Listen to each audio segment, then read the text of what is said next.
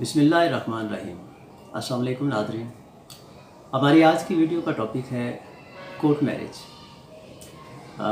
इससे पहले कि हम अपने टॉपिक के ऊपर बात शुरू करें, अभी तक अगर आप दोस्तों ने हमारे चैनल को सब्सक्राइब नहीं किया तो मेरी रिक्वेस्ट होगी कि आप इसको सब्सक्राइब करें और बेल आइकॉन को दबाएं ताकि हमारी जो हर आने वाली नई वीडियो है वो सबसे पहले आपके पास पहुँचे।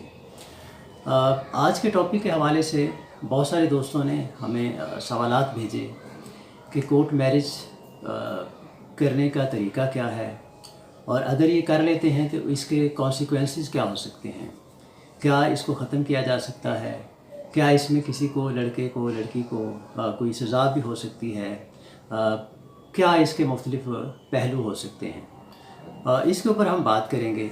इसमें दो तीन चीज़ें इम्पोर्टेंट हैं, उसको अगर आप जहन में रखें तो कोर्ट मैरिज का जो प्रोसीजर है, जो प्रोसेस है, वो बड़ा सिंपल सा है। इसमें से सबसे पहली चीज़ कि लड़का और लड़की 18 साल से ज़्यादा उम्र के होने चाहिए। उनकी उम्र 18 साल से कम नहीं होनी चाहिए।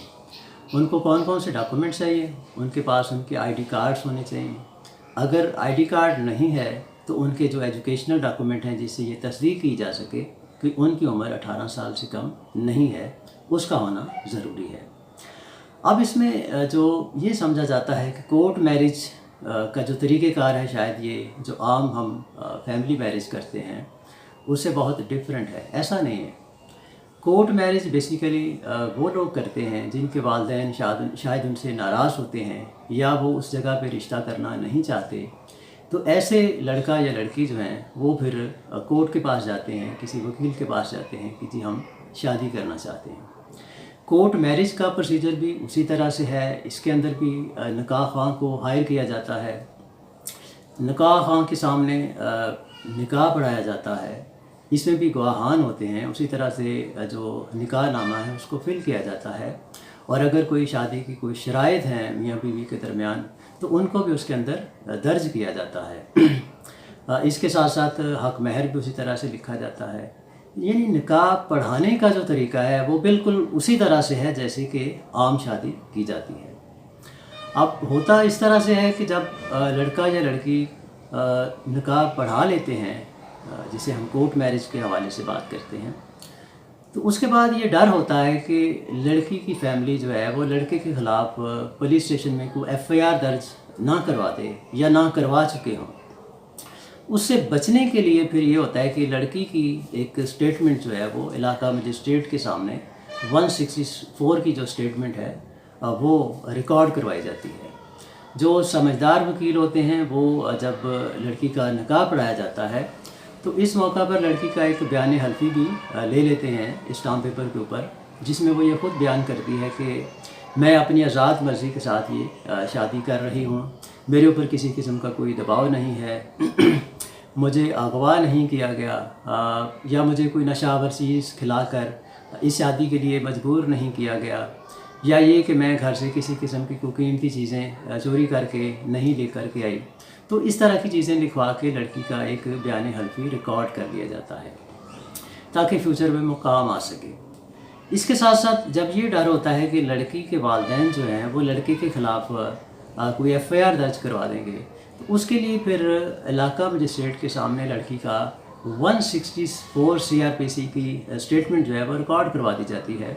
उसमें भी लड़की वो पूरी डिटेल बताती है कि जी मैं अपनी आज़ाद मर्ज़ी से ये शादी कर रही हूँ और मेरे ऊपर किसी किस्म का कोई दबाव नहीं है और मैं घर से किसी किस्म की कोई चीज़ें या सामान या जेवर रुपया पैसा वो चोरी करके या अपने साथ लेके नहीं आई हूँ।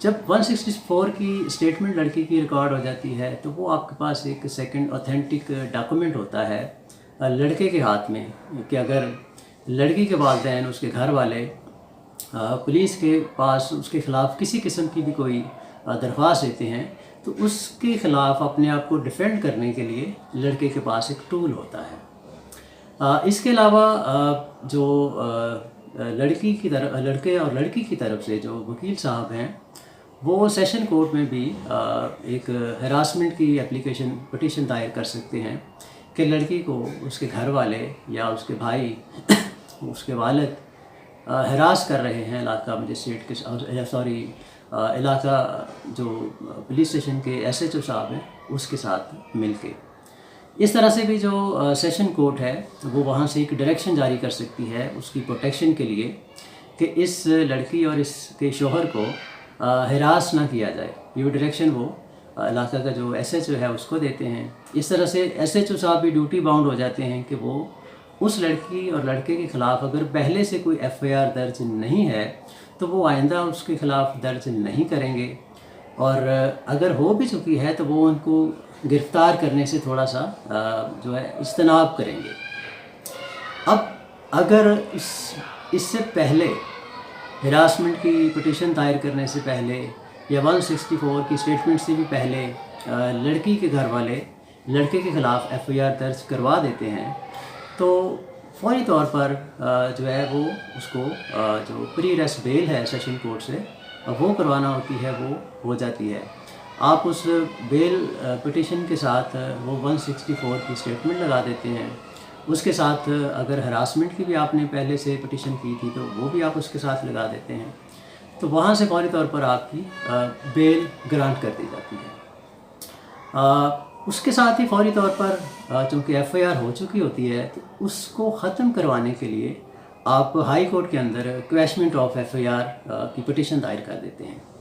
اس پٹیشن میں جو ہائی کورٹ ہے وہ لڑکی کی اسٹیٹمنٹ لے لیتی ہے اور وہ دیکھ لیتی ہے، اس کی 164 کی اسٹیٹمنٹ بھی دیکھ لیتی ہے، اور لڑکی کی اسٹیٹمنٹ لیتی ہے کہ جی آپ اپنی آزاد مرضی سے یہ شادی کر رہے ہیں یا آپ کے اوپر کوئی پریشر وغیرہ تو نہیں ہے. تو وہاں بھی جب لڑکی اپنی اسٹیٹمنٹ دے دیتی ہے، اپنی آزاد مرضی کا اظہار کرتی ہے کہ میرے اوپر کسی قسم کا کوئی دباؤ نہیں ہے، تو اس کے بعد وہ جو شادی ہے لڑکے اور لڑکی کی وہ بالکل لیگلائز ہو جاتی ہے. اب وہ دونوں میاں بیوی آزاد مرضی سے کہیں بھی رہ سکتے ہیں. تو کورٹ میرج اور جو فیملی میں رہتے ہوئے ہم میرج کرتے ہیں اس میں بنیادی فرق صرف یہ ہے کہ چونکہ لڑکے اور لڑکی کو یہ ڈر ہوتا ہے کہ ان کے خلاف لڑکی کے والدین کوئی قانونی کارروائی کر سکتے ہیں، ان کو گرفتار کروا سکتے ہیں، ان کے خلاف کوئی انتہائی قدم اٹھا سکتے ہیں، خدا نخواستہ ان کو قتل کروا سکتے ہیں یا ان کو کوئی نقصان پہنچا سکتے ہیں. تو اس سے بچنے کے لیے پھر آپ کیا کرتے ہیں کہ آپ سیشن کورٹ سے ہراسمنٹ کی ڈائریکشن لے لیتے ہیں. اسی طرح سے علاقہ مجسٹریٹ کے سامنے آپ 164 کی لڑکی کی جو اسٹیٹمنٹ ہے وہ بھی ریکارڈ کروا لیتے ہیں. باقی سارا پروسیجر اسی طرح سے ہے. نکاح خواہ نے نکاح پڑھا دیا، اس کے اوپر اسی طرح سے 2 گواہ موجود ہوتے ہیں لڑکے کی طرف سے لڑکی کی طرف سے. بہتر یہ ہوتا ہے کہ جب لڑکا لڑکی ایسے نکاح کے لیے جائیں تو وہ اپنے ساتھ اپنے گواہ بھی لے کر جائیں، ادروائز وہ وکیل صاحب جو ہیں وہاں سے کوئی نہ کوئی لوگوں کو پکڑ کے تو ایسے گواہ اس میں ڈال دیتے ہیں. اس سے کوئی خاص فرق نہیں پڑتا ہے. نکاح جب ہو جاتا ہے تو اسی طرح سے وہ جو نکاح خواہ ہوتے ہیں وہ اس نکاح کو رجسٹرڈ کرواتے ہیں یونین کونسل کے اندر. وہ ڈیو پروسیس اسی طرح سے ہے جیسے عام شادی میں ہوتا ہے. جب وہ نکاح رجسٹرڈ ہو جاتا ہے تو اس کی جو کاپی ہے نکاح نامے کی وہ آپ کورٹ کے اندر پیش کر دیتے ہیں کہ ہم نے یہ نکاح کیا ہوا ہے تو ہمیں پولیس تنگ کر رہی ہے یا لڑکی کے والدین تنگ کر رہے ہیں. تو وہ جو نکاح نامہ ہے اس کو دیکھ کے جو کورٹ ہے وہ سمجھ آتی ہے اور وہ ڈائریکشن دے دیتی ہے کہ ان کو تنگ یا ہراساں نہ کیا جائے. اب ایک صورت یہ بھی ہو سکتی ہے کہ لڑکا اور لڑکی جو شادی کرنے آئے ہیں ان میں سے کوئی ایک یا دونوں پہلے سے طلاق یافتہ ہوں. ایسی صورت میں تھوڑی سی پیچیدگی ہو سکتی ہے. اس میں پھر یہ ہوتا ہے کہ وہ جو پہلے ڈائیورس ہو چکی ہوتی ہے اس کا سرٹیفکیٹ ہونا بہت ضروری ہے. اگر اس سرٹیفکیٹ کے بغیر دوسرا نکاح آپ پڑھا لیتے ہیں، وکیل صاحب اپنی فیس لینے کے لیے کہتے ہیں جی کوئی بات نہیں اس کو دیکھ لیں گے، تو پھر آپ کے لیے قانونی پیچیدگیاں آگے چل کے بہت زیادہ بڑھ سکتی ہیں. تو سیکنڈ میرج جو کرنے جا رہے ہوتے ہیں چاہے وہ لڑکی پہلے طلاق یافتہ ہے یا لڑکا طلاق یافتہ ہے یا دونوں طلاق یافتہ ہیں، تو پہلی شادی کا جو ڈائیورس سرٹیفکیٹ ہے اس کو ساتھ ضرور لفظ کریں. اس کے بغیر جو ہے وہ مسائل دونوں کے لیے کھڑے ہو جائیں گے. وکیل صاحب اپنی فیس لے لیں گے، نکاح خواہ نے اپنی فیس لے لی، دونوں منظر سے غائب ہو جائیں گے.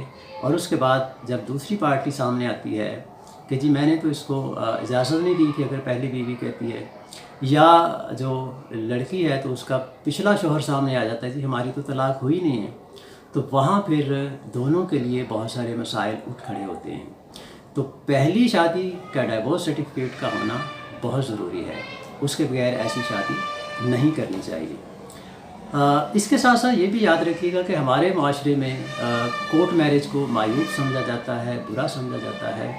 یہ بات کسی حد تک درست بھی ہے، لیکن ہماری جو شریعت ہے اس کے اندر بھی یہ پریکٹس ہے کہ جب لڑکا اور لڑکی بالغ ہو جاتے ہیں تو ان کی شادی کرتے وقت ان کی رائے لینا ضروری ہے۔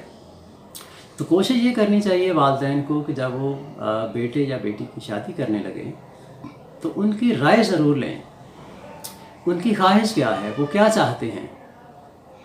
اس کے لیے ہمارے پاس بینگ اے مسلم سب سے بڑی جو مثال ہے وہ ہمارے نبی پاک حضرت محمد مصطفیٰ صلی اللہ علیہ وآلہ وسلم کی ہے کہ جب انہوں نے اپنی بیٹیوں کی شادیاں کی، خاص طور پر جو اپنی سب سے چھوٹی بیٹی حضرت فاطمہ رضی اللہ تعالیٰ عنہ، تو ان سے پوچھا کہ بیٹی آپ کی شادی میں حضرت علی رضی اللہ تعالیٰ عنہ کے ساتھ کرنا چاہتا ہوں، تو کیا آپ کو قبول ہے؟ تو بیٹی کی رضامندی لینے کے بعد آپ نے اس رشتے کو جو ہے وہ کنفرم کیا اور پھر دونوں کی شادی ہوئی۔ اگر وہ نہ بھی پوچھتے تو وہ آخری نبی تھے، ان کی بات حرف آخر تھی، لیکن ایسا نہیں کیا آپ صلی اللہ علیہ وسلم نے۔ آپ نے بھی اپنی بیٹی سے پہلے پوچھا، ایک پریکٹس سیٹ کرنے کے لیے، ایک مثال قائم کرنے کے لیے کہ میری جو امت ہے اس کے آنے والے جو لوگ ہیں وہ بھی اس مثال کو فالو کریں۔ تو والدین کو یہ چاہیے کہ جب وہ اس طرح کی سچویشن ہو، بچے جب بالغ ہو جاتے ہیں تو ان کی رضامندی ضرور لیں، تاکہ اس طرح کورٹ میرج کی نوبت ہی نہ آئے، کیونکہ کورٹ میرج تب ہوتی ہے جب والدین اختلاف کرتے ہیں، بیٹے یا بیٹی کی رائے کا احترام نہیں کرتے، یا تو یہ ہے کہ آپ نے ان کی پرورش اتنے اچھے طریقے سے کی ہو کہ جیسے ہی آپ کہیں شادی کے لیے تو وہ رضامند ہو جائیں، لیکن چونکہ ہماری اپنی اولاد کی تربیت کرنے میں کچھ نہ کچھ کمیاں کوتاہیاں رہ جاتی ہیں، جس کی وجہ سے اولاد جو ہے وہ ایسی سٹیج پہ آ کے پھر اپنی من مرضی کرنے لگتی ہے، تو وہاں پھر ہمیں یہ دیکھنا چاہیے کہ اسلام کیا کہتا ہے، شریعت کیا کہتی ہے۔ تو بچوں کی رضامندی لینا ضروری ہے۔ کوشش کریں کہ اپنی اولاد کی یہ جو اہم فیصلے ہیں یہ باہم بیٹھ کر مشاورت سے طے کریں۔ اور ایک بات اور یاد رکھیے گا، اگر کوئی شخص، قانون کی بات ہے کہ اگر کوئی شخص زبردستی کسی کی شادی، چاہے وہ لڑکا ہے یا لڑکی ہے، کسی کے ساتھ کرواتا ہے زبردستی، اس کی آزاد مرضی کے بغیر، تو پاکستان کا جو پینل کوڈ ہے اس کا جو سیکشن ہے 398B، اس کے تحت ایسے شخص کو 7 سال قید کی سزا ہو سکتی ہے۔ تو زبردستی کی شادی سے ہمیں بچنا چاہیے، ہمیں اپنی اولاد کی تربیت اچھے طریقے سے کرنی چاہیے۔ ہاں، اس کے ساتھ ساتھ یہ یاد رکھیے گا کہ کورٹ میرج جو ہے یہ بالکل اسی طرح سے جیسے ایک عام شادی ہوتی ہے، البتہ اس میں بعد میں جو قباحتی پیدا ہونے کا خطرہ ہوتا ہے، ان سے بچنے کے لیے لڑکا اور لڑکی جو ہیں وہ پھر کورٹ کا سہارا لیتے ہیں اپنی پروٹیکشن کے لیے، اس وجہ سے اس کو کورٹ میرج کا نام دیا جاتا ہے۔ امید کرتے ہیں کہ آج کی یہ ویڈیو آپ دوستوں کو کچھ نہ کچھ فائدہ اس کا ضرور ہوا ہوگا۔ یہ پسند آئے تو اسے آگے دوستوں کو شیئر ضرور کیجیے گا۔ نیکسٹ ویڈیو تک کے لیے اجازت دیجیے، اللہ حافظ۔